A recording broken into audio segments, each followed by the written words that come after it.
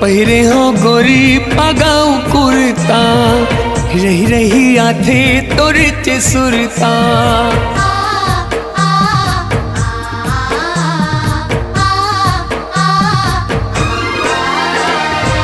कुआं माँ देखो भरत पाने वो, अपन बना हूँ लगे है बाने वो। तोर हिले झूले रेंगे नाला दिल कर थे देखत रही तू,